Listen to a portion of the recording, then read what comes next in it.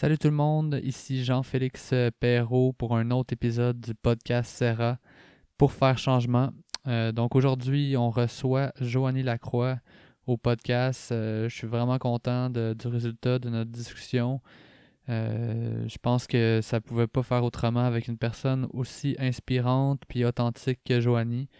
En effet, Joanie a vécu des événements qui sont quand même assez difficiles que peu de gens auront à vivre dans leur vie, je pense. Puis elle a utilisé ça pour transformer ça en positif, puis elle le fait vraiment de belle façon.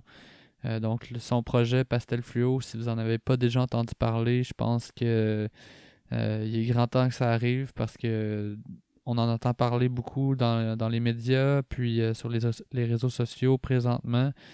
Mais en discutant avec elle, puis en apprenant à la connaître davantage, parce que je la connaissais déjà depuis un petit bout, je peux juste continuer à croire que le succès est devant elle, puis qu'il y a de plus en plus de gens qui auront envie de s'inspirer de ce qu'elle fait. Sans plus tarder, je vais vous laisser elle-même vous expliquer c'est quoi son projet. Puis vous allez voir, c'est une super discussion, parfois inspirante, mais parfois aussi touchante. Et on prend même pas le temps de dire bonjour, bienvenue. On saute directement dans la conversation, dans cette conversation avec Joanie. Bon, Ouais. ben, allons-y. Allons-y. Fait que, c'est quoi Pastel Fluo, dans le fond, là? Ben, Pastel Fluo, mon Dieu. Pastel Fluo, initialement, c'était un projet de cœur. C'est parti d'une grande épreuve de vie, on pourra peut-être en reparler, qui est le décès de mon petit garçon. Et moi, jusqu'à 2015, donc dans le fond, Thomas est décédé en 2015, j'avais passé une dizaine d'années comme productrice en agence publicitaire, en télé, à aimer ce que je faisais, mais en même temps avoir un certain manque de sens à travers tout ça. Je te dirais qu'en pub, plus ça allait d'avoir tellement de pression sur les épaules et tellement de stress pour finalement amener des gens à consommer des produits que des fois, ils n'ont pas nécessairement besoin. Je te dirais que plus ça allait, j'avais comme un clash avec mes valeurs écologiques, puis cette conscience-là écologique qui grandissait en moi. Et en télé, ben j'ai toujours voulu comme plus me rapprocher de l'humain, mais je n'étais pas entièrement nourrie. Puis quand Thomas est décédé, je me suis dit, pour moi, j'ai comme eu une grande, grande crise de sens. Puis je me suis dit, ben comment est-ce que je peux allier tout ce que je suis, toutes mes capacités, tout ce que je sais faire dans la vie au niveau de la production, mais d'allier ça à un projet qui va faire du bien. Puis à ce moment-là, ben ce que j'avais besoin, moi, c'était de voir des gens qui avaient traversé des grandes épreuves de vie, puis qui s'en étaient sortis, puis qui avaient comme transformé ça en force, tu sais. J'avais comme besoin de les entendre, j'avais besoin de les voir, j'avais besoin de savoir que je pouvais, tu sais, que je pouvais m'en sortir, en fait, qu'il y avait une lumière au bout du tunnel. Donc, je me suis dit, ben, je vais filmer ça. Moi, ça va m'aider je vais m'inspirer de leur prise de conscience, de ce qui a aidé ces protagonistes-là, mais en même temps, ben, je vais en profiter aussi pour que les gens qui visionnent ces documentaires-là, exactement, puissent bénéficier de ce contenu-là, de ces prises de conscience-là. Donc, Pastel Fluo, il commençait vraiment comme un projet de cœur, quasiment de l'autothérapie, là, je te dirais. Et peu à peu, donc tu vois, le premier tournage, c'était en août 2016, ça fait quand même 3 ans. Et peu à peu, au fil du temps, mon deuil guérissait de plus en plus. Je te dirais, c'est vraiment un long processus, là.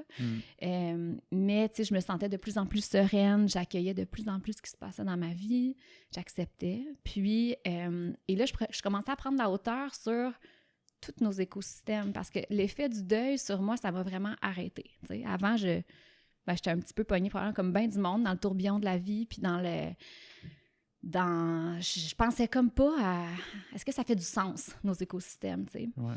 Puis là, quand je me suis arrêtée, là, j'ai commencé à prendre la hauteur puis à me questionner, tu sais, est-ce que notre agriculture, elle est saine? Est-ce que nos milieux de travail sont sains? Et à me rendre compte que tous nos écosystèmes, économie, alimentation, santé, éducation, on arrive vraiment aux limites d'un paradigme au niveau de tous les écosystèmes. Puis parallèlement, il y a plein de monde, comme toi, qui réinventent les choses, qui réinventent les modèles, qui font les choses autrement, mais que c'est tellement plein de sens au niveau de l'humain, au niveau de la planète. Donc, c'est plus le pouvoir et l'argent qui dictent ce nouveau paradigme-là, c'est vraiment le bien-être des humains, le bien-être de la nature, mais naturellement en incluant le profit et tout. Donc là, Pastel Fluo est devenu un peu un projet social. On dirait que moi, je me transformais. Moi, ce que j'avais moins... Là, j'en avais vu des gens qui s'étaient transformés des épreuves. Là, ce que j'avais besoin de voir, c'était c'est qui les gens qui vivent autrement? C'est quoi ces nouveaux modèles-là qui existent? Et là, tranquillement, le projet s'est transformé. Et donc, Pastel Fluo, pour répondre à ta question, c'est long comme réponse. Hein? Non, c'est bon. Mais donc, initialement, c'était vraiment un projet de cœur, tu sais, qui était une série documentaire, une plateforme de contenu où on avait plein de collaborateurs qui donnaient un petit peu, qui partageaient un peu leur unicité, puis qui nous amenaient à s'éveiller en conscience. Donc, conscience de soi, de ce qu'on porte, conscience de l'autre, des humains, puis conscience de la planète, la nature. Et ce qui s'est passé, c'est que la série n'a jamais pu être financée de façon traditionnelle. Puis ça, c'est ce que je ne m'attendais pas. D'habitude, le Fonds des médias finance et tout. Puis Pastel Fluo, ce que j'ai l'impression, c'est comme la déduction que j'en ai faite, c'est qu'il était un petit peu trop outside the box. Ouais. Donc, il n'a jamais fité dans les structures. Donc, j'ai jamais pu avoir de financement. Donc, ça m'a amené à le transformer pour qu'il continue à exister puis que la mission puisse se perpétuer. Mais là, j'ai transformé ça en entreprise. Tu sais, tu dis que c'était outside the box. C'est-tu parce que c'était trop centré sur l'humain? Parce que, je veux dire, il y a quand même des projets qu'on connaît qui ont été financés avec plusieurs centaines de milliers de dollars, puis qu'au final... on ne sait pas si ça va sortir du contenu tant tu veux que dire ça. au niveau de la télé, au niveau du Internet web? aussi, tu sais, genre, en tout cas, j'en ai un en tête là, que j'ai pas nécessairement envie de nommer, mais j'en connais un qui ont, tu sais, ça a été du grand financement sur des initiatives sociales quand même, tu sais. Fait que des fois, c'est de la chance aussi, je pense. Peut-être. Puis, être à bonne place au bon moment. Je pense que, écoute, le Fonds des médias, tu sais, je me suis fait dire que je n'étais pas connue. Donc, là, les diffuseurs, ils avaient peur de me prendre parce qu'ils trouvaient ça trop risqué. Mm-hmm. Après ça, je me suis fait dire que mon projet était tough à vendre au niveau du diffuseur parce que le rythme de Pastel Fluo est quand même un rythme lent. On plonge dans l'univers d'une personne qui est, selon moi, la qualité de ce projet-là. Il y a vraiment quelque chose qui... On arrête le temps. Ouais. Le temps du documentaire. Et donc... Oui, puis après ça, une année, là, j'ai réappliqué pour une saison 3 financée. Et là, pour eux, c'était pas... Je rentrais pas dans la case du documentaire. Ouais. Fait que là, j'étais comme, ben là, si je suis pas un documentaire, je suis quoi? Puis là, ils étaient pas capables de me définir. Fait que là, à cause que, pour le Fonds des médias, j'étais pas un documentaire, ben je rentrais dans aucune case, donc j'étais pas capable d'être financée. Et pourtant, c'est tellement absurde parce qu'on a gagné... le prix le plus prestigieux de l'industrie numérique, qui est meilleure série documentaire numérique du Québec. C'est un documentaire, finalement. Ben oui, puis le gala était présenté par le Fonds des médias. Fait que j'étais comme, aïe, quelle absurdité. Fait que, en tout cas, bref. Fait que, tu sais, j'ai vraiment tout essayé pour le faire financer parce que c'est tellement coûteux faire du contenu. Tu sais, on s'en rend pas compte, mais des vidéos de qualité, ça coûte beaucoup d'argent. Donc, bref, puis moi, je voulais le faire avec une certaine qualité.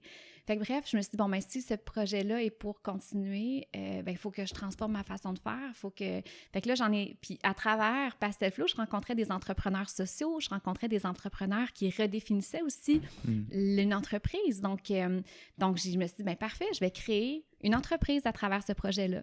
Donc là, on a ouvert une partie qui était un volet qui était la maison de production, donc Pastel Fluo Production. Il y avait des entreprises qui commençaient à m'approcher pour que je fasse des vidéos de leur entreprise avec cette saveur-là Pastel Fluo. Fait que moi, je leur ai dit, ben OK, mais moi, je ne mettrai pas en lumière vos produits. Je vais mettre en lumière vos valeurs puis l'impact positif que vous avez. Ouais. Moi, je pense qu'en 2019... on n'achète plus juste un produit, on achète vraiment la façon que la marque le fait, l'impact qu'elle a sur ses employés, l'impact qu'elle a sur la planète. Puis j'étais comme, mais moi, je pense que ça vaut la peine de raconter ce message-là pour contaminer positivement les autres entreprises aussi, à prendre leur responsabilité sociale, environnementale. Puis je pense que moi, en tout cas, comme consommateur, puis je sais même qu'il y a beaucoup de consommateurs qui sont dans ce thinking-là, ben, je suis prête à payer un petit peu plus cher si je sais que la compagnie le fait en conscience. Donc, fait que bref, il y a ce volet-là. Et une partie des revenus sont réinjectés dans le projet social, Pastel Fluo, le contenu. Ensuite, là, maintenant, on fait des événements. On a eu un événement Changer le monde d'une conscience à la fois. Il y a des retraites pour femmes. Il y a des ateliers. Je donne des ateliers de développement personnel, des ateliers en entreprise. Donc, je prends mes documentaires, je vais dans les entreprises, puis je viens faire une projection, puis après ça, j'anime un atelier pour aider les gens à se développer comme humains.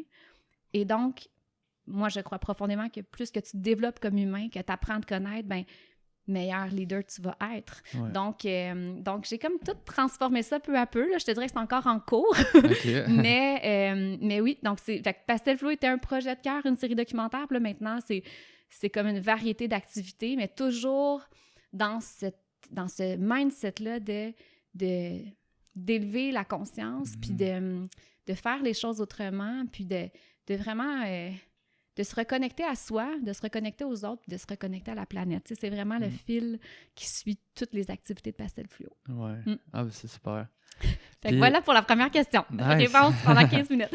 Yes. Puis, ben, c'est bon parce que ça nous introduit un peu à qui tu es, puis pourquoi tu fais les choses. Puis c'est ça qui est vraiment intéressant dans ton approche. Puis c'est drôle parce que ça, en fin de semaine...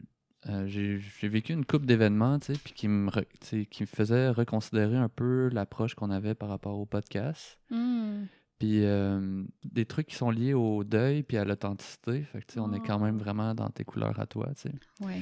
Puis dans le podcast, à chaque fois, je me dis, tu sais, il faut que j'invite des gens qui sont capables de parler des vraies choses. Mais tu sais, parler des vraies choses, c'est quand même assez vague, tu sais. Comme, tu sais, tout le monde est capable dans un certain sens. Mais je sais que moi, j'ai comme un angle que je veux amener, puis je pensais à la discussion qu'on allait avoir, puis je pensais à comment tu t'entreprends, puis tu sais, je trouve que c'est plein d'authenticité. Tu sais, tu te caches pas, puis même que tu le mets dans le visage des gens. Ouais. Tu sais, moi, c'est ça que, tu sais, c'est ça qui m'a fait entreprendre, puis c'est ça que je veux, puis c'est clair, tu sais, fait que c'est de façon vraiment authentique. J'avais envie qu'on parle de ça, tu sais, qu'on parle de comment tu fais pour être toi-même, puis est-ce que tu as des peurs là-dedans? Parce que je pense qu'on peut repartir du début, là, commencer par ça, puis parce que pour moi, l'authenticité, c'est pas quelque chose qu'on peut nécessairement démontrer.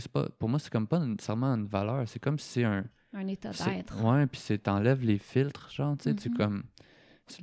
L'authenticité, c'est une manière d'agir, mais tu peux agir selon tes valeurs. Puis tes valeurs, ils vont être comme filtrées dans ton degré d'authenticité. Je sais pas si tu comprends un peu ce que je veux dire. Tout à fait. Fait que c'est ça, tu sais. Fait que je pense que ça va teinter beaucoup la discussion que j'ai envie qu'on ait aujourd'hui. Mais tu sais, je pense que j'ai toujours été une personne authentique, dans le sens que je me suis jamais cachée, là, même avant les grandes épreuves de ma vie. Parce qu'il y en a une autre après, Thomas.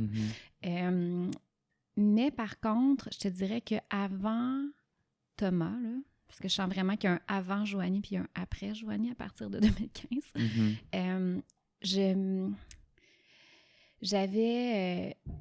la perception des autres était très importante pour moi. Vraiment, tu sais. Puis je m'attachais beaucoup, beaucoup à l'image. Puis je pense que c'est ça, tu sais, Pastel Fluo. Thomas, il était décédé, là. Il y a personne qui m'a aidé. J'aurais pu le faire sans ça, mais on dirait que c'est comme si je me suis donné l'autorisation à travers le deuil de vraiment vivre mes rêves, de vraiment plonger au cœur de qui je suis puis de ce que je porte, tu sais. Mais avant ça, j'étais très attachée à cette image-là de la fille productrice. Tu sais, c'était très valorisé, là, mon titre. Là. Je travaillais en télé, je travaillais avec des vedettes, des gens que les gens les voient à la télé. Moi, je les connaissais personnellement. J'ai tourné avec des vedettes internationales, Katy Perry, David Beckham, tu sais, puis veux pas. Puis pourtant, j'étais pas très nourrie intérieurement, mais l'image que ça projetait, l'image de la fille performante. J'étais quand même jeune comme productrice. J'ai été productrice pendant une dizaine d'années, une grande partie pendant ma vingtaine. J'ai monté les échelons rapidement, puis on dirait que, je sais pas, je m'attachais beaucoup à cette image-là. Ça a un peu créé ton identité. Ça a créé mon identité, puis ça m'a amené plein de belles choses. Mais le problème, c'est que j'étais tellement attachée au regard des autres. Puis, tu sais, souvent, c'est ce qui va bloquer tout le monde, hein. Tu sais, c'est comme...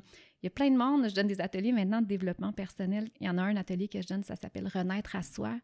Puis on amène les gens à reconnaître ce qu'ils portent, donc leur cadeau. Moi, j'aime dire qu'on a chacun d'entre nous, on a un mix très unique de ce qui nous caractérise. Donc, on a nos dons, on a nos forces, nos talents, nos connaissances, nos expériences de vie. Puis après ça, c'est bien comment est-ce que je mets tout ça au service du meilleur pour moi-même puis du meilleur pour tous, tu sais. Puis là, on les amène à tranquillement avoir des à visualiser, à avoir des rêves, à mettre en concret à quoi ça ressemble, votre vie rêvée. Puis tranquillement, on les amène à voir, mais qu'est-ce qui bloque? Puis souvent, ben c'est les peurs, c'est des croyances limitantes et ce besoin-là d'être aimé, le besoin de vouloir plaire, de vouloir avoir l'approbation des autres, c'est ça qui nous empêche de déployer entièrement qu'est-ce qui nous habite, tu sais. Puis moi, c'est ce qui m'empêchait aussi. Donc, qui nous empêche d'être complètement authentique par rapport à qui on est, puis par rapport à ce qu'on porte, puis par rapport à ce qu'on a envie de faire, tu sais. Donc... Puis des fois aussi, on poursuit quelque chose qu'on pense qui va nous amener un certain bonheur, tu sais. Oui. Puis, tu sais, comme on est à la quête d'un statut, par exemple, puis on le cherche tellement longtemps qu'on oublie pourquoi qu'on le cherchait, puis puis parfois, on le savait pas à la base non plus, tu sais, que ce statut-là, c'est ça, comme tu dis, c'est qu'est-ce qui va nous amener à ce qu'on pense qu'on va se faire aimer davantage si on réussit à faire tel ou tel, si on devient chirurgien ou si on devient entrepreneur. Fait que, tu sais, il y a des parents qui projettent beaucoup ça vers leurs enfants. Mais devenir athlète. Oui, c'est ça. Puis, mais au final, moi, je crois que la vie nous le dit constamment, tu sais. Un moment donné, il va y avoir une crise à 40 ans, à 30 ans, whatever. Il va y avoir un événement qui va arriver dans notre vie, qui va tout chambouler. Puis là, attends une minute, là, je me choisis à partir de maintenant. Tu sais, puis moi, c'est ça qui est arrivé. Puis je vois, c'est à travers Pastel Fluo, il y a beaucoup de monde qui se confie à moi, qui ont un parcours différent, mais que c'est tout le temps un peu la même histoire, qu'ils ont vécu à travers le regard des autres, puis de moment donné, il arrive quelque chose, puis là, là, c'est comme ça suffit. Une crise de sens. Une crise de sens, oui. Puis un besoin d'être utile, de contribuer, de faire une différence, de faire quelque chose qui... Tu sais, à chaque fois que je donne des ateliers Renaître à soi, là, les gens, là, c'est tout le temps, mais tu sais, je veux faire du bien aux humains, je veux aider. C'est tout le temps un lien avec les humains ou la planète. Je veux la crise écologique, je veux contribuer à ça. Tu sais, il y a quelque chose de très profond en lien avec les valeurs. Est-ce que le jouet de mon chien... en tout cas, mon chien est là autour et il joue avec c'est pas grave. OK. Donc, les petits boum-boum. C'est ça, c'est un peu de beat en arrière. Oui, c'est ça. Donc, moi, l'effet que ça a eu en 2015, la mort de Thomas, c'est que c'est arrivé avec, oui, un grand besoin de faire du sens, une grande urgence de vivre la vie que j'avais envie de vivre et non plus la vie que les gens s'attendaient de moi, mais aussi... c'est arrivé avec un genre de je m'en foutisme de ce que les gens vont penser. Tu sais, je me sentais tellement... j'avais tellement tout perdu mes repères, là, que j'ai vraiment l'impression que je me suis complètement déconstruit et reconstruit sur des nouvelles bases. Tu sais. Puis ce que j'avais besoin, en tout cas moi, mon processus de guérison, c'est que j'avais besoin de nourrir la vie en moi, de nourrir ce qui pétillait de l'intérieur, de nourrir ce qui m'allumait, de nourrir ce qui me rendait envie, tu sais. Puis pour moi, ça a été vraiment ce processus-là. Puis Pastel Fluo, initialement, là, quand j'ai commencé à écrire l'idée de ce projet-là, écoute, j'avais des papillons dans le cœur. J'étais, aïe, il y a quelque chose qui pétille, tu sais. Puis je me suis dit, je vais juste suivre ça. Puis c'est le chemin que je fais depuis 4 ans. Puis là, maintenant, je me retourne en arrière, je suis comme, aïe, wow, tu sais, c'est beau, c'est en train de vraiment prendre une ampleur beaucoup plus grande que ce que je pensais. Ouais. Ça m'a complètement transformée, puis ça transforme en plus les gens qui visionnent les documentaires, qui viennent aux retraites, qui viennent aux ateliers. Donc, c'est magnifique. Donc, moi, je me dis, aïe, chacun d'entre nous, on porte quelque chose. Chaque personne a quelque chose à apporter au monde, tu sais. Puis moi, je pense que c'est ça qui nous rend heureux, tu sais, qui nous rend nourris, qui nous rend remplis quand on a cette impression-là de juste faire une petite différence, celle que nous, on peut faire. Moi, je pense que moi, j'ai une personnalité un peu intense. Puis à travers le deuil, c'était tellement difficile que j'ai eu besoin, moi, de vraiment comme partir à zéro.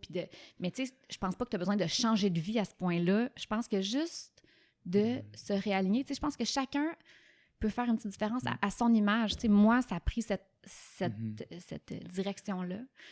Oui, mais parlons-en justement du deuil de façon plus, disons, pressée, je dirais. Ouais. Premièrement, je pense que face à toutes les crises, on parle souvent du fight or flight, je sais pas si ça dit quelque chose. Face à la crise, c'est soit on fige ou soit on part à la course ou on combat.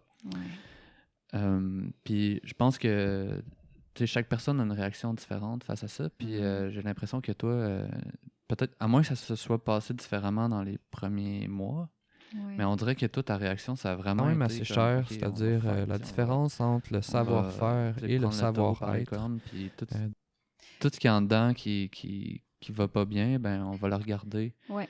avec des gens qui ont peut-être des aptitudes pour le faire, tu sais. Ouais. Ben, tu sais, je te dirais que ça, c'est clair, c'est arrivé. Mais, tu sais, c'est arrivé peut-être 6 mois après le décès de Thomas. Tu sais, les premiers mois, là, j'étais vraiment... je braillais. C'était À vraiment sommeil, ça. là, Ouais, je braillais. Puis, tu sais, puis ça aussi, ça a été... en tout cas, moi, j'avais de la misère. Puis je sais qu'il y a beaucoup de monde qui sont dans la même situation. Quand une émotion est inconfortable, j'aimais pas ça la vivre, tu sais. Puis toute ma vie, j'avais un petit peu repoussé ces émotions-là inconfortables pour me divertir avec autre chose. Puis là, ça a été un premier grand changement à travers, en fait, juste donner des précisions. Thomas avait une anomalie. Donc, dans la grossesse, c'était une anomalie assez importante. C'est son abdomen, en fait. Il y avait comme un trou dans l'abdomen. Donc, ses intestins se développaient en partie à l'extérieur de son ventre. Et on a pris la décision de le garder et tout, mais ça restait quand même... on savait que c'était les soins intensifs à la naissance et tout. Puis... fait que moi, j'ai découvert la méditation, j'ai découvert la pleine conscience pendant ma grossesse. J'ai comme eu un premier réveil spirituel pendant la grossesse. Donc, quand... et là, bon, je peux juste raconter, juste pour clarifier. Puis Thomas, en fait, quand il est né, il allait bien, mais à un moment, 3 jours après sa naissance, pour une raison que les médecins n'ont jamais vue dans cette anomalie-là, Thomas a perdu 1/3 de son sang. Et là, à partir de là, tous ses organes vitaux ont comme... Là, ça l'a chaviré, là, tu sais. Puis ça a été comme une suite de mauvaises nouvelles, une après l'autre, jusqu'à temps qu'on prenne la décision, mon chum puis moi, d'arrêter de forcer la vie, d'arrêter de s'acharner, parce qu'à un moment donné, c'était rendu de l'acharnement. En tout cas, pour moi, je sentais que c'est de l'acharnement, là. Il y avait comme... En tout cas, je ne donnerai pas les détails parce que c'est un peu intense, mais on a pris la décision de l'accompagner aux soins palliatifs, puis il est décédé. Donc, puis moi, j'avais tellement peur de la mort aussi, là. Tu sais, je pense que c'est une peur qui est très présente dans la société. Moi, j'avais extrêmement peur. J'allais même pas dans les salons funéraires, là, tu sais. J'étais comme à l'extérieur des salons funéraires quand il y avait un décès. J'étais comme pas capable d'entrer en contact avec ça. Fait que quand on a pris la décision de l'accompagner aux soins palliatifs, je me disais, comment, tu sais, moi qui ai tellement peur de la mort, comment je vais faire, tu sais. Puis finalement, c'est fou, hein, ça m'a complètement enlevé la peur de la mort. Quand il est décédé, je peux pas expliquer, mais il y avait quelque chose dans l'énergie qui était magnifique, à ma grande surprise. Mais quand même, il y avait cette immense douleur-là. Mais d'avoir découvert la pleine conscience pendant ma grossesse puis la méditation, bien là, j'étais comme un peu plus familière avec le fait d'accueillir les émotions inconfortables et d'accueillir ce qui se passe en toi sans juger, ce que j'avais jamais fait auparavant. Donc, quand il est décédé, j'ai vraiment... Je me suis dit, la place de juste méditer là-dessus, je vais le vivre pour vrai, là, la pleine conscience. Et là, pour la première fois de ma vie, j'ai entré en contact avec la douleur, tu sais, ce que j'avais jamais fait. Puis... Non, c'est ça. Fait que, tu sais, je te dirais, puis ça a été un premier grand cadeau, là, tu sais, de dealer avec la douleur. On nous apprend pas à s'accompagner avec bienveillance, avec douceur quand on vit des choses difficiles. Puis pourtant, je veux dire, tout le monde, là, vit des affaires difficiles, là, tu sais, il y a personne qui est épargné dans la vie. Puis comment ça s'exprime ou comment tu vis ça, prendre contact avec ta douleur? C'est-tu physique ou c'est... Ouais, ben en premier, tu vois, moi, comment que ça se vivait, c'est que c'était comme, j'avais l'impression qu'il y avait des gros tsunamis de peine qui m'habitaient, tu sais. Puis je te dirais, les premières journées, les premières semaines, c'était... Les premières journées, s'il y avait 1 minute que je pleurais pas, c'était beau. Fait que après ça se passait tranquillement. Fait que ce que je faisais, c'est que quand je sentais ce tsunami-là de grande peine qui venait, j'observais en premier comment est-ce que mon corps avait besoin de le vivre. Donc, des fois, j'avais besoin de m'étendre à terre en étoile. Des fois, j'avais besoin de sauter, de crier. Des fois, j'avais besoin de me coucher comme dans une petite couverte en fœtus. Fait que j'observais en premier comment que mon corps avait besoin de le vivre. Puis ensuite, j'accueillais chaque émotion. Tu sais, je pouvais même pas penser à la prochaine crise, là. Tu sais, j'accueillais chaque émotion une à la fois pour la laisser faire son chemin dans mon corps. Tu sais. Puis je me rendais vraiment compte, en fait, c'est ça que je me suis rendu compte, c'est l'émotion.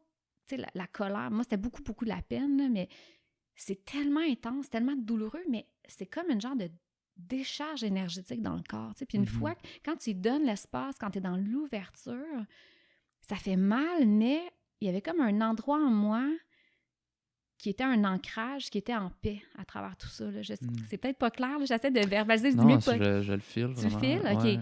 Fait que je m'accrochais à cet ancrage-là, qui était comme super serein, bienveillant, doux avec moi. Puis là, j'accueillais dans mon corps la douleur. Puis après ça, une fois qu'elle est libérée, c'est vraiment là que la paix s'installe. Jusqu'à la prochaine vague. Puis c'est ça, au début, c'était comme coller. Puis là, de manière, ça s'espace un peu. Puis aussi, je respirais où est-ce que ça faisait mal. Fait que j'observais dans mon corps, l'émotion était où. Des fois, c'était dans le cœur, des fois, c'était comme dans le ventre. Puis je respirais à cet endroit-là. Wow. Puis ça, là, c'est comme... Moi, ça a été ma révélation, honnêtement, là, tu sais. Puis je suis comme, comment ça qu'on nous apprend pas à s'accompagner? Comment qu'on nous apprend pas à vivre ces émotions-là? Tu sais, maintenant, j'ai un petit garçon qui est vivant, là, qui a 6 ans et demi, puis je donne des ateliers de méditation, puis de philo pour enfants dans son école.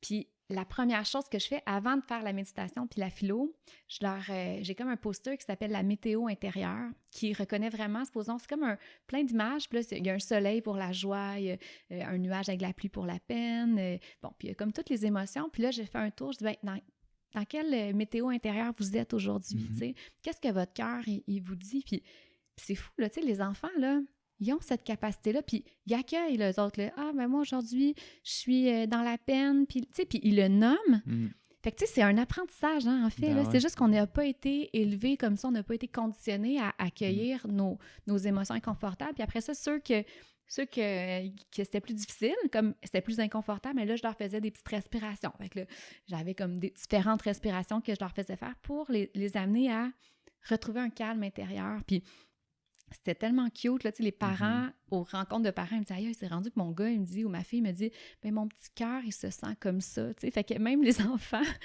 ils venaient mettre des mots sur leurs émotions quand les parents sont même pas capables eux-mêmes, tu sais. Mais en même temps, moi, je me disais « Aïe, c'est juste une question d'apprendre ça. » Ouais. C'est juste une question d'apprendre, mais là, on a comme été déconnectés de ça. Puis là, il arrive des grosses crises ou des gros moments de vie. Puis là, ben souvent, on va bloquer, on va vouloir repousser, mais ça vient ternir tellement de facettes de notre vie quand on prend pas qu'on y va pas plonger dans cette douleur-là, tu sais. Ouais, puis tu sais, l'école est tellement centrée sur le mental, sur genre apprendre des connaissances analytiques, tu sais, mais c'est clair que tu sais, on pourrait avoir un autre système complètement différent, puis qu'il y aurait d'autres valeurs, tu sais. Surtout en 2019, là. C'est vraiment encore ça que les enfants ont besoin d'apprendre dans l'ère où tout est accessible sur Internet, dans l'ère où il y a la technologie. Je veux dire, surtout que maintenant, on le sait à quel point que l'intelligence émotionnelle, l'intelligence intuitive, je veux dire, moi, en business, c'est ma plus grande clé, là, tu sais. En tout cas, mais ça, c'est un autre sujet. Ouais, c'est ça. Mais oui, tout à fait. C'est super intéressant de voir comment tu l'as vécu intérieurement, puis ben, moi, c'est qu'on dirait que quand tu parles, puis moi aussi, genre, je suis beaucoup dans ça ces temps-ci, mais de voir le corps comme, tu sais, mettons, le corps, c'est un organisme, tu sais, qui a sa propre vie, puis qui vit son chemin, son cours, puis quand on le bombarde soit de nourriture pas bonne ou d'émotions négatives, ben il va avoir une réaction physique dans ce corps-là. Puis quand tu parles, on dirait vraiment que c'est ça, tu sais, c'est comme s'il y avait genre une conscience qui vivait le truc, puis que la conscience, elle comprend que c'est la vie, puis la vie, c'est pas facile. Puis le corps, il est juste comme flush toutes les émotions, genre... Puis tu sais, on dirait que quand tu parlais de ton truc, tu sais, où tu revenais au centre, c'est un peu ça, tu sais, c'est comme... En dedans, il y a quelque chose qui sait qu'il faut que ça se vide, tu sais, puis que tu l'as fait avec tellement d'ouverture, tu sais, c'est vraiment beau à voir. Oui, non, mais il y a vraiment une partie de nous, en tout cas, moi, c'est ce que je ressentais, qui était comme... Il y a une partie de nous qui est hyper... Moi, j'appelle ça mon âme, là, mais tu sais, on peut prendre n'importe quel terme, mais qui est très sereine malgré tout ce qu'on vit de difficile ou tout ce qu'on a vécu. J'ai vraiment l'impression qu'il y a une partie de nous... Moi, puis je l'ai vraiment senti le plus, là, les heures qui ont précédé la mort de Thomas, là, quand on était aux soins palliatifs, je sentais vraiment qu'il y avait une partie de moi qui me disait c'était vraiment... En tout cas, j'espère que le monde sont ouverts, là, mais Ben, j'aurais ça, je s'en te dis iront, juste sinon comment... c'est pas grave. C'est ça, je regarde. Mais je chantais... Il y avait comme une partie de moi qui le savait, tout ça. OK. C'est vraiment fucké, là, tu sais. Puis il y avait comme l'humaine en moi qui capotait sa vie parce que je savais que j'allais Ben ouais. perdre mon enfant. Mais il y avait comme une partie de moi qui était comme au courant. C'est comme s'il y avait une... Est-ce que c'est vraiment Ouais. fucké, Ben, il y avait une mais- intuition. Il y avait une intuition, mais c'est comme s'il y avait comme si je le savais Mhm. déjà, puis cette partie-là, elle savait que il allait avoir quelque chose qui allait en ressortir. Mais tu sais, je te dis ça, c'était comme un écho Ouais. lointain, là, tu sais, c'était Ouais. semi-conscient, mais il y avait quand même deux parties de moi qui cohabitaient. Mm. Puis j'avais l'impression que même, c'est ça, dans le processus du deuil, il y avait ces deux parties-là, une partie super sereine, puis la partie qui avait besoin de processer toutes ces émotions-là, Mhm. puis qui est en cheminement, qui apprenait aussi parce que c'était tout nouveau pour moi. Puis je pense l'autre chose aussi, c'est que c'est important de ne pas rusher le processus. Tu sais, je Ben pense ouais. qu'on vit dans une société où il faut comme... Dans tu sais, une semaine, il faut aller travailler. tu sais, C'est ça. comme- Puis un deuil, puis peu importe, un burn-out, une dépression, ben il y a un processus de guérison. Puis plus qu'on rush ce processus-là, puis plus qu'on se dit « OK, il faut que je sois forte, puis il faut que j'arrête de pleurer, puis il faut », ben plus on va souffrir. Tu sais, c'est vraiment, pour moi, c'est comme s'infliger une double peine. Tandis que plus qu'on va permettre à ce mouvement-là d'être, Mm. puis de s'accompagner avec beaucoup de bienveillance, puis je dis ouverture, là, on dirait que moi, j'ai besoin de montrer le cœur, là, le monde ne nous Ouais. voit pas, mais tu sais, avec beaucoup d'ouverture du cœur pour accueillir tout ça, ben moins on va souffrir, tu sais. Ouais. Puis il y a une paix qui s'installe, puis tu sais, présentement, de parler de ce qui m'est arrivé, parce que je ressens une sérénité maintenant par rapport à ça. Mhm. Je suis certaine que c'est à cause que j'ai rien retenu, j'ai jamais rien résisté. Tu sais, je Mm. me suis vraiment, j'ai plongé dans peine. J'aime beaucoup faire le parallèle avec les saisons, tu sais. Quand on est dans un hiver intérieur, essayons pas d'aller dans l'été, là. C'est l'hiver, là. Vivons notre hiver pleinement. Ouais. Puis de un moment donné, le printemps revient, puis là, la force revient. Un peu comme les graines. Les graines, là, quand elles sont dans la terre en hiver, là, elles se reposent, mais c'est là qu'elles viennent chercher toute l'énergie du sol. Mm. Puis après ça, au printemps, quand le moment est venu, Mm. elles se déploient, elles refont, tu sais, il y a les Ouais. bourgeons, et là, il y a l'été, c'est l'abondance.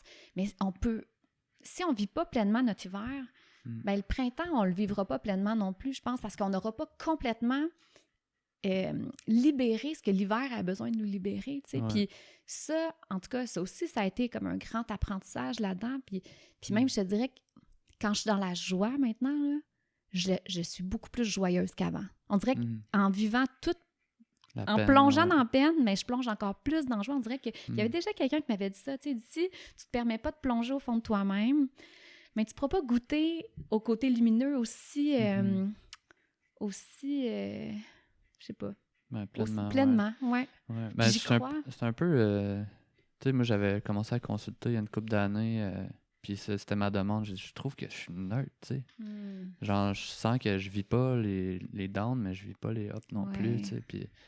Puis je pense que c'est ça, tu sais. C'est comme un moment donné, on passe tout par le mental, puis ça vient qu'on se sent plus parce qu'on est toujours dans le rationnel. Puis dès qu'il y a une émotion qui arrive, ben là, on la transforme en genre c'est correct parce que telle affaire, tu sais. Ouais. Puis même des fois, on dirait qu'on va dire tu sais, il n'y a rien qui arrive pour rien. Puis je trouve que ça, des fois, c'est tout de suite rentré dans le mental, tu sais. Ouais. Puis, tu sais, quand tu vis un deuil comme celui que tu as vécu, tu sais, de dire le lendemain, rien arrive pour Ben rien, non. c'est comme Non.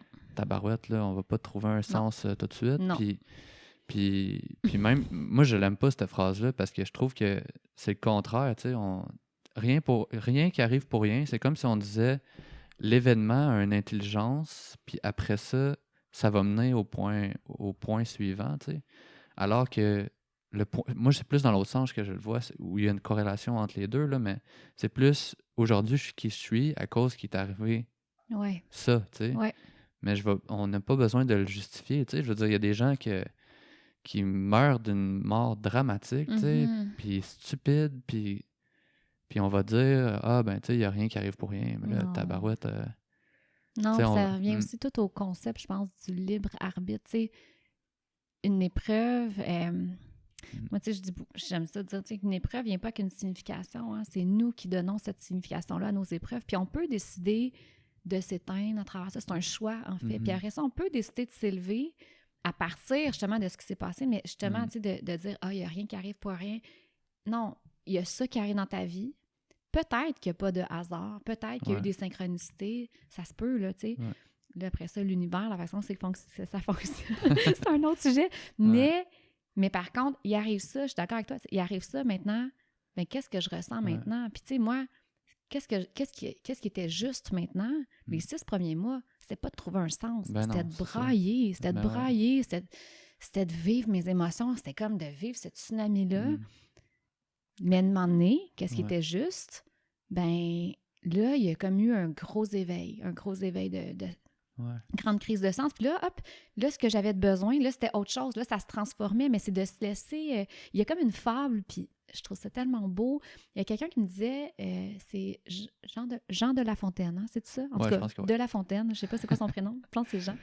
Il y a la fable du roseau et du chêne. Puis ce que ça dit, en gros, c'est que le chêne, c'est un arbre qui est super fort, qui est super résistant. Il résiste, là.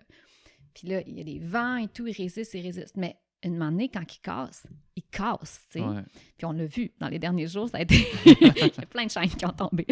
Tandis que le roseau, c'est une plante hyper fragile à première vue, sauf qu'elle plie. Elle est résiliente. Elle est résiliente et elle plie. Donc, quand il y a des vents, c'est très difficile de casser un roseau parce qu'elle va se plier, elle va être vraiment dans le flot du mouvement, dans le flot du courant. Puis moi, je trouvais ça tellement beau. J'étais comme, aïe, j'ai vraiment l'impression que mon deuil, je l'ai vécu comme un roseau, tu sais. Fait que je l'ai vécu quand il y avait de la peine, je vivais dans la peine. Puis en même temps, il y a des jours, je veux dire, il y a des jours que j'étais dans la joie, là aussi. Là, je faisais pas juste brailler toute la journée. Il y a des jours, puis heureusement, qu'il y a des journées, ça allait bien, tu sais. Puis, tu vois, quand Thomas est décédé, ça a tellement été une chute fulgurante que moi, j'étais pas capable de voir mon entourage. J'avais comme besoin de... J'avais vraiment besoin d'être rentrée dans un mur, tu sais. Fait qu'on est parti une semaine en voyage, mon chum, moi, puis mon petit garçon, qui avait 3 ans à l'époque. Fait qu'on est parti comme dans le sud, là, une semaine, juste comme décanter tout ça. Puis dans le sud, ben, un moment donné, on était dans la piscine, puis on jouait au ballon, puis c'était le fun, tu sais. Puis moi, puis mon chum, on s'est regardé, j'étais, chérie, on a le droit de rire, hein, tu sais. C'est pas à cause que notre gars, il est décédé il y a 4 jours qu'on n'a pas le droit. Il était comme, mais non, là, tu sais, en fait, c'est juste de revenir à ce qui est juste. Qu'est-ce qui est juste maintenant? Puis des fois, si c'est la joie, bien, autorisons-nous à vivre la joie. Si c'est la peine, bien, plongeons dans cette peine-là. Fait que, en tout cas, j'aimais beaucoup l'image du roseau. J'étais comme, c'est vraiment une belle image. Ouais, tu sais, dans tout, là, pas juste dans nos épreuves difficiles, mais même dans nos milieux de travail, de ne pas forcer, en fait, de ne pas résister à ce qui est. Puis plus qu'on résiste à ce qui est, bien, plus qu'on souffre, tu sais. Oui, puis ça revient un peu à cette authenticité-là aussi. Ben oui, puis oui. à se voir comme on l'est vraiment. Exactement. Puis j'ai envie de te raconter un peu ce que j'ai vécu en fin de semaine par rapport à tout ça. Puis c'est vraiment lié au deuil puis à l'authenticité. Moi... Attends, je t'entends tout. J'ai avalé de travers, excuse. Voilà, on va l'enlever. Oui. Je t'écoute. Donc, moi, j'ai vécu un deuil, tu sais, aussi. J'ai perdu un frère quand j'avais 13 ans, il s'est enlevé la vie. Lui, il avait 26 ans. Puis, tu sais, j'ai vécu les étapes du deuil aussi.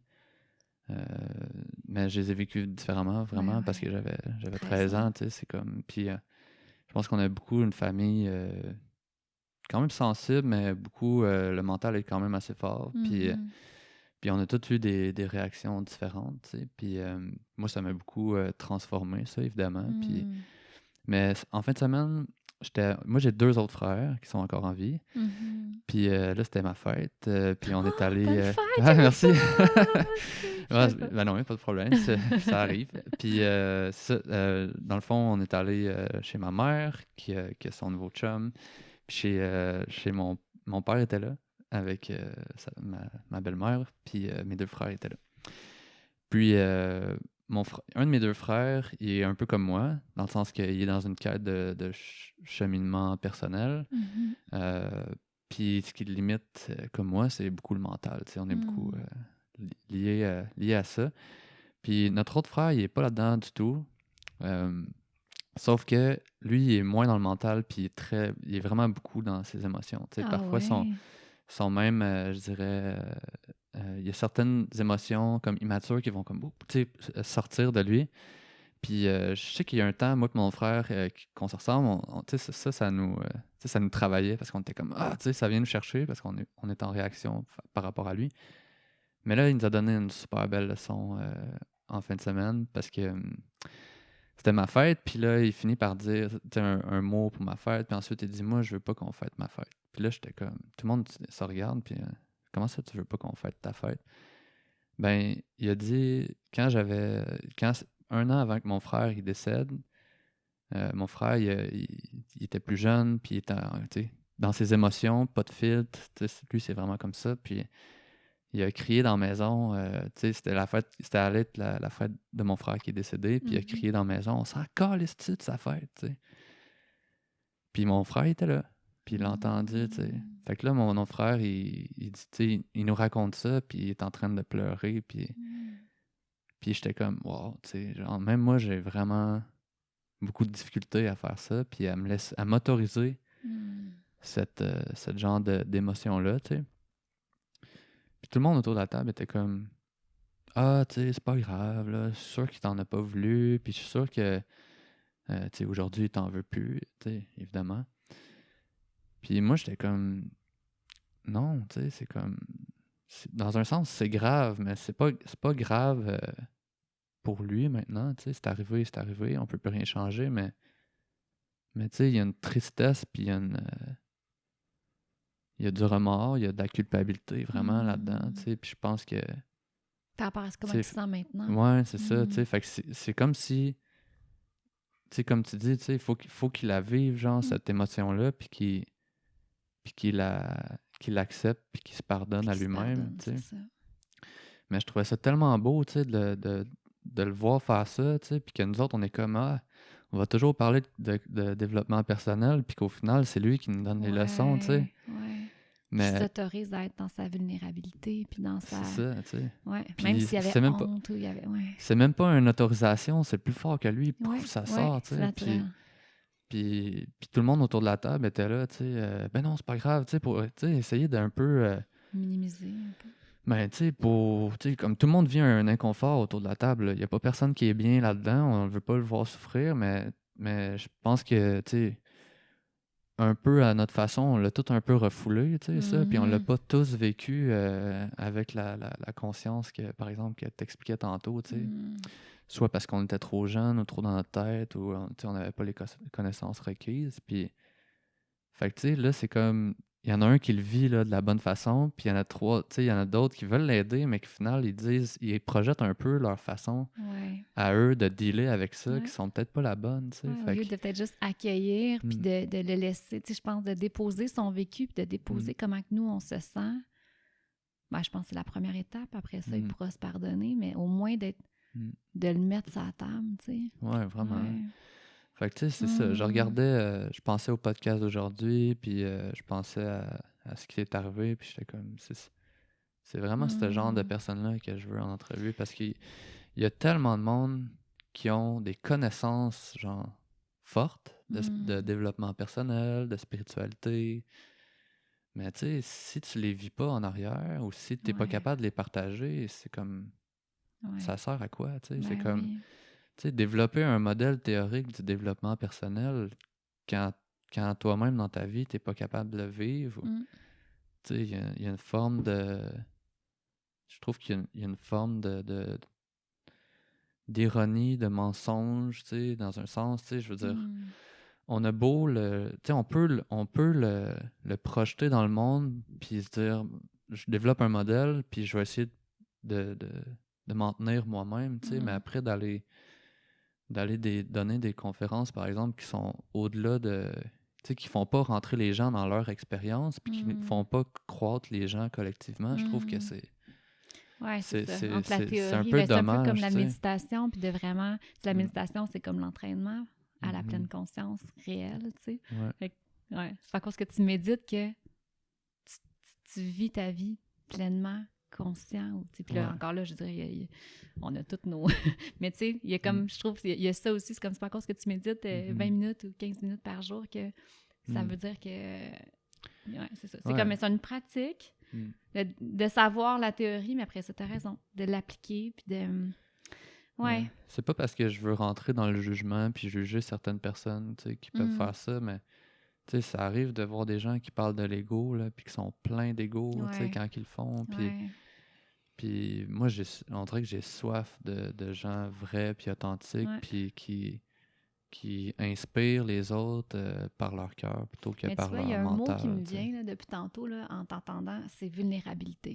Je pense que on est rendu à un moment collectivement puis individuellement où on a comme justement, tu sais, on aime voir les gens comme dans leur pleine vulnérabilité. Ça nous touche, en fait. Puis moi, tu sais, ça aussi, ça a été nouveau, là, tu sais, d'accueillir ma douleur, tout ça, mais d'être capable d'être vulnérable. Puis même mon chum aussi, tu sais, je veux dire, mon chum, il est exceptionnel, là, mais tu sais, c'est un gars qui est comme super fort, là. C'est comme un arbre, mon chum, là, tu sais. Puis, mais là, à travers les deuils, tu sais, c'est un gars que tout le monde s'appuie beaucoup sur lui, mais là, les deuils, ils l'ont amené à être vulnérable. Mais moi, je trouvais ça beau. Je trouvais qu'il y avait une grande beauté à travers tout ça, tu sais, parce que la vulnérabilité, justement, t'amène directement au niveau du cœur. Puis, tu sais, je trouve ça dommage que, collectivement, c'est en train de se transformer, notamment avec Brené Brown, qui a fait beaucoup de trucs sur la vulnérabilité, mais justement, tu sais, on a cette vision-là que la vulnérabilité, c'est une faiblesse, alors que, attends une minute, ça demande-tu de la force d'être capable de montrer réellement qui t'es sans masque, de pas te cacher derrière des étiquettes, des couches, tu sais. Moi, je trouve que c'est comme quelle grande force. Puis en même temps, quand, comme ton frère qui s'est ouvert le cœur de même, bien, ça l'amène... Je trouve que ça il y a comme le lien entre les humains, quand quelqu'un se permet d'être vulnérable, donc d'être authentique, il y a comme une relation qui est tout de suite beaucoup plus profonde.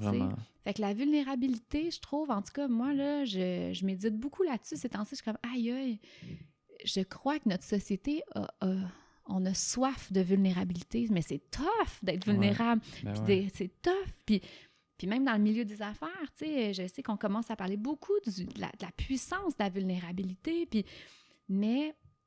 Qu'est-ce que ça veut dire aussi, là, tu sais? Oui, mais c'est ça. Puis d'être vrai, tu sais, il y a toute la... j'aime beaucoup Kathleen Désir, c'est la présidente du CA, du groupement des chefs des entreprises. Puis il y avait un article avec elle dans la presse, pas dans la presse, dans le journal des affaires, il y a peut-être un mois. Puis ça s'appelait justement « La force de la vulnérabilité ». Puis Kathleen, c'est ça qu'elle dit, elle dit, les chefs d'entreprise, il y a comme un essoufflement aussi. C'est comme l'image d'être tout le temps, tout est en contrôle, je suis fort. T'arrives à la business, il y a tellement de boss puis de propriétaires d'entreprise qui disent « Aïe, si mes employés savaient qui je suis à la maison, mais pourquoi tu te permets pas d'être cette personne-là, tu sais? » Puis c'est lourd à porter, ces masques-là, d'être tout le temps fort, d'être tout le temps en contrôle, d'être performant. Je veux dire, quand on se permet d'être vulnérable, ben le cadeau qu'on fait, c'est qu'on permet aux autres de prendre soin de nous. Puis ça, tu sais, c'est comme... Si tu te permets pas d'être vulnérable, tu sais, si ton frère s'était pas ouvert, ben là, tu sais, toi, il y a comme des prises de conscience qui viennent, puis ça va te permettre de prendre soin de lui à travers ce qu'il vit. Mais si tu te permets pas d'aller là, ben tu bloques cette possibilité-là aux autres de t'aider. Puis tu sais, même dans les deuils, je veux dire, moi, ça m'a tellement touchée, là, je veux dire, il y a tellement de monde qui ont pris soin de nous, là. Je veux dire, j'avais des plats, genre maison, cuisiner maison, que le monde venait déposer à ma porte, comme à tous les jours. On m'offrait, on nous a comme dorloté pour nous permettre de vivre nos deuils, parce qu'il y en a eu un autre après, dans le plus de douceur possible, mais parce qu'on se permettait d'être vulnérable à travers ça, puis qu'on a dit, ben oui, on a besoin de vous, guys, oui, on a besoin que tu prennes, oui, ça me ferait plaisir que tu prennes Jacob une fin de semaine, oui, ça me ferait plaisir que tu ailles promener le chien, tu sais, mais d'oser demander, d'oser reconnaître nos besoins, puis d'oser cette authenticité-là, justement, tu sais, mais à travers la vulnérabilité. Puis vu que c'est des concepts du don, là, on pourrait rajouter apprendre à recevoir aussi. Exactement. Parce que ces gens-là, t'aurait pu les retourner et dire « Non, je suis correct. » Ben oui. Mais apprendre à recevoir, c'est aussi s'ouvrir. Puis, exactement. Puis tu sais, tantôt, quand je parlais de l'hiver, ben quand tu es dans ton hiver intérieur, là, le temps n'est pas à donner, le temps est à recevoir. Fait qu'accueille. Tu fais un cadeau aux gens qui prennent soin de toi. Mais un jour, toi, tu vas être dans l'été ou tu vas être dans le printemps, puis ça va être toi qui vas avoir la force de prendre soin des autres. Puis c'est ça, la vie, en fait. Ouais, le genre de flow, là. Il y a un flow, il y a Mm. comme, c'est cyclique. Tout le monde a ses moments de haut et de bas. Puis on est dans un mindset de société où il faut tout le temps être linéaire, tu sais. Ouais. Mais c'est pas vrai, il y a personne qui vit ça. On cache tout qu'on vit des hauts et des bas, mais Mhm. devant les gens, on met notre petit manteau, on met des couches là, de vernis, là, puis c'est Ouais. voici, tu sais. Mais on bloque toute la possibilité aux gens de prendre soin de nous. Puis en même temps, ben, on adore prendre soin des gens. Moi, j'adore. Quand tu sais, maintenant, là, j'ai de la force, là. Mes amis qui filent moins, ben, j'adore ça, prendre soin d'elles, là, tu sais. Mais c'est ça, c'est toute la relation du donner, du recevoir. Ouais. Mais puis on s'épuise bien moins. Je veux dire, la santé mentale collective, elle est fragile. Là. Tu sais, il y a 20 je disais les statistiques, dernièrement, c'était la semaine de la santé mentale. 20 de la population actuellement est diagnostiquée par un médecin avec un trouble de santé mentale, puis c'est 30 chez les jeunes. Ça, c'est ceux qui ont été voir le médecin. Fait que là, Il y en a imagine plein tous ceux qui ressentent les symptômes qui n'ont pas été diagnostiqués. C'est énorme, tu sais. Fait que de se permettre justement d'être dans un donner-recevoir, mais de façon beaucoup plus fluide, tu sais, d'accueillir quand on a besoin, d'offrir quand on a la force, mais ça permet de ne pas s'épuiser, puis peut-être pas se rendre justement jusqu'au burn-out. Fait que tu sais, il y a comme toute cette notion-là aussi, je trouve, comme société, on a là, la preuve que attends, ça fonctionne pas, ça fonctionne pas, tu sais, on est brûlé, on est épuisé, on est... Ouais. Fait que... Ben, ça revient un peu à ce que tu disais un peu plus tôt, tu sais, ça me... Moi, il y a une notion de respect du rythme, tu sais, que j'aime beaucoup, avec... j'en parle vraiment souvent avec l'ostéopathie, c'était une des plus belles leçons que j'ai eues, puis le genre de flow qu'on parlait, tu sais, c'est comme... Si tu réussis à être connecté à toi, puis de savoir, OK, je suis où présentement, de quoi j'ai besoin, est-ce que j'ai besoin de me reposer, ou au contraire, j'ai l'énergie à l'intérieur de défoncer des portes, tu sais, puis ça, nous, dans les derniers mois, ça a été plus lent, puis on a fait un peu ce pari-là, tu sais, de dire, OK, ben on est entrepreneur, normalement, il faudrait se brûler à défoncer des portes, même quand on n'a pas l'énergie, puis là, on est comme, ben, tu sais quoi, on va prendre une pause, tu sais. Ouais. Puis on va attendre, puis on va se croiser les doigts, tu sais. Puis check bien ça, que dans une ouais. couple de mois, tout va partir, puis une Peut-être, chance que ouais. tu t'es reposé, parce que là, tu vas avoir besoin de cette énergie-là pour partir, tu sais. Mais depuis 2 semaines, là, je sens la motivation revenir, tu sais. Puis vrai. elle était plus là depuis genre peut-être 7 mois. Fait que là, je suis comme, ça fait du bien. Là, genre, tu sais, là, c'est comme, mettons, on a un projet de faire un shooting photo, là, je suis comme, je préfère 10 heures par jour juste pour ça, tu sais, si j'avais autant de choses à faire. Ouais. Mais, tu sais, ça fait vraiment du bien que ça revienne, puis je suis comme, OK, tu sais, c'est de s'écouter, puis... Tu sais, c'est aussi être dans la vulnérabilité, aussi de se laisser ce temps-là, tu sais, puis de... Tu parlais au début tu sais, qu'on avait des exigences ou des attentes à remplir face à soi-même ou face aux autres, puis tu sais, pour nous, ben, je pense que dans la société, être entrepreneur, c'est justement, tu sais, driver le plus possible, puis d'aller contre ça, c'est quand même assez challengeant. Parce que tu peux perdre la confiance des clients, tu peux perdre la confiance de tes employés ou les gens autour de toi. Si tu leur montres de la faiblesse, c'est ça le risque. Puis si ça arrive, ben ça arrive.